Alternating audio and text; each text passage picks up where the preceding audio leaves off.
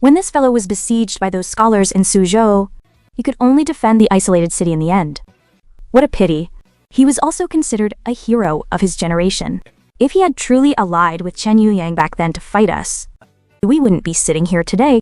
Actually, what Chen wanted to say was, no country is immortal.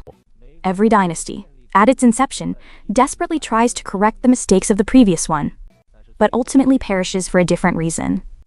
Although Old Lai is right, as the grand ancestor, I cannot leave all problems for you to solve. Let us think about it. While our words are the future laws, let's correct things early.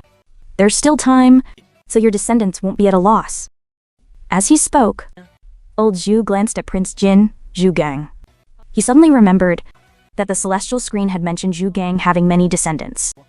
It seems this fellow might turn out to be another Liu Sheng, Prince of Zhongshan.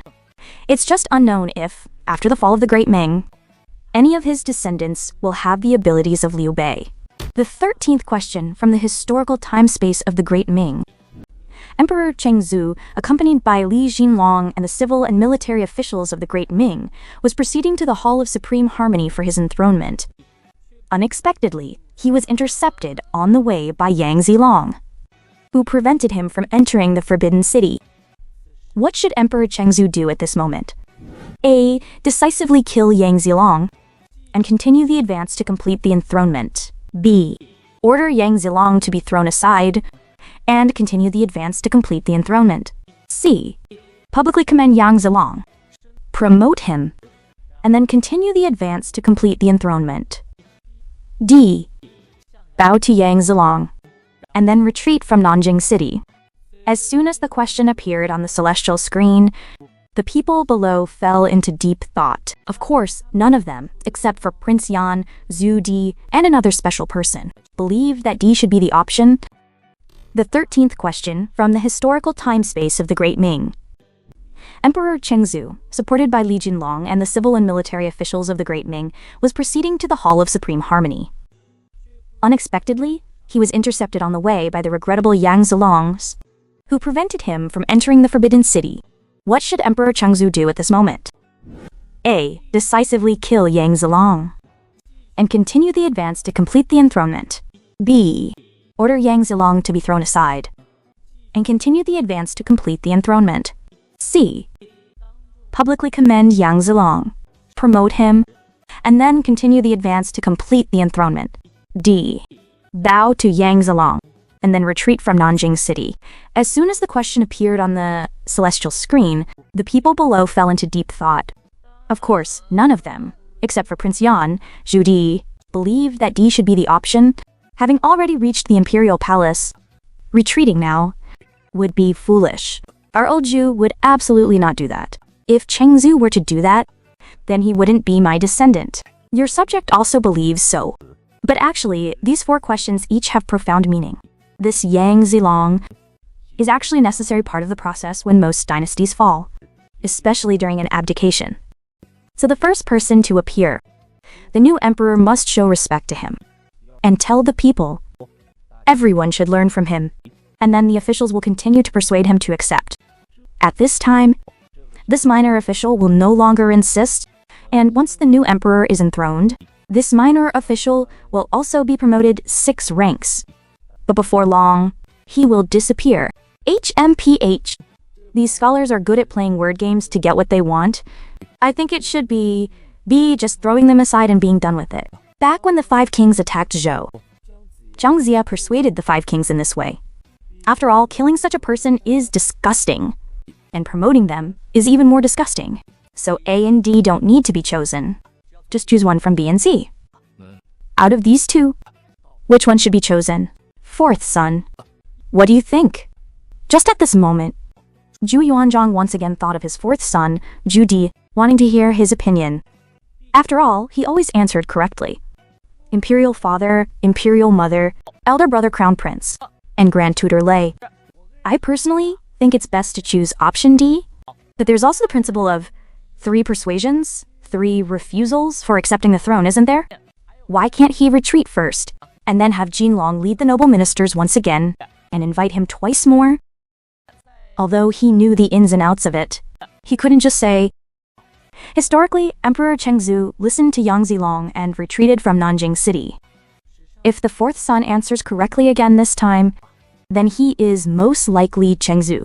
Now the celestial screen begins to announce the answer to this question. After the fire in the Forbidden City, Duke of Cao, Li Jinlong, led the civil and military officials to welcome Chengzu into the capital through Jinchuan Gate.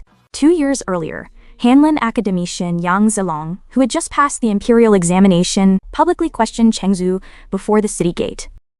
Do you intend to ascend the throne first? Or pay respects to the crown prince first? Upon hearing this, Chengzu immediately turned and exited the city, went to the imperial ancestral temple to pay respects to the crown prince, and moved the spirit tablet of Zhu Biao, Emperor Xiao Kang, which was posthumously honored as the second emperor, out of the ancestral temple, replacing it with Imperial Crown Prince Wen, which was posthumously bestowed by Emperor Taizu. Only then did he re-enter the capital to ascend the throne and claim the title of emperor. Throughout Chengzu, Renzong, and Xuanzang's 3 reigns, Yang Zilong was heavily relied upon as an assisting minister in the court, a veteran of 3 dynasties. Therefore, the correct answer is D, bow to Yang Zilong, and then retreat from Nanjing City. What? My Biao's spirit tablet was moved out of the ancestral temple? This Chengzu is definitely not Biao's descendant. What? Did I think wrong? Is Chengzu really not my 4th son? But actually, that boy Zhu Zai? Otherwise, why move elder brother's spirit tablet out of the ancestral temple and leave imperial father's? A grandnephew can also inherit his great-uncle's throne. As for moving my elder brother's spirit tablet out, that was to make a place for his father, Zhu Yuanzhang, in 5 places. How could a son become emperor and not respect his own father? This damned celestial screen. Can it just state Chengzu's name?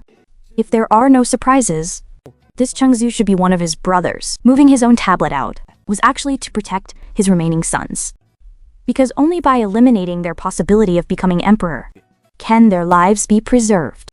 Let me find out which little rascal of mine this Chengzu is, and I'll flay him alive. Great Ming Historical Knowledge Test Question 13 Bonus Question. Before Emperor Chengzu's enthronement, he admired Feng Xiaoru's scholarship, asking him to personally write the enthronement edict and preparing to appoint him as a grand academician. However, Feng Xiaoru resolutely refused. Enraging Chengzu threatened Feng Xiaoru, saying, "If you do this, are you not afraid that I will exterminate your 9 clans?" Feng Xiaoru replied, "Even if you exterminate my 10 clans, I will not write an enthronement edict for you, usurper." This question is dedicated to Prince Yan, Zhu Di. Feng Xiaoru gave 2 answers. Feng Xiaoru is a good example. From the celestial screen, Chengzu is a wise ruler. Not only will he not kill Feng Xiaoru, he will also personally offer sacrifices for Feng Xiaoru at the end of the year. Feng Xiaoru has integrity. I believe Feng Xiaoru will not serve Chengzu, but Chengzu will also not kill him. He will likely respectfully send him back to his hometown. 20 years later, when Emperor Renzong ascends the throne, that will be the time for Feng Xiaoru's great use. Feng Xiaoru's demands: punish his 10 clans. 将方孝孺关起来，另找他人洗。此后表彰其忠心，升其官职。B. 将方孝孺送回老家，留给仁宗使用。C. 将方孝孺处死，以警告其他文官，但后代其家人。D. 满足方孝。If Prince Yan, Zhu Di, does not answer or avoids answering by dying, his wife and children will die. If Prince Yan, Zhu Di, intentionally answers incorrectly, his lifespan will be reduced by 10 years. This punishment for Prince Yan is much lighter than the last time. It seems the celestial screen is also giving Your Majesty, the Emperor, some face. That's natural. I am the son of heaven. The celestial screen should give me some face, right? However, I feel that being punished with reduced lifespan is fine, as long as a correct answer adds 10 years to my Biao's life. I say, old brother, don't think so much. No matter who Chengzu is, as long as he's your son, isn't that enough?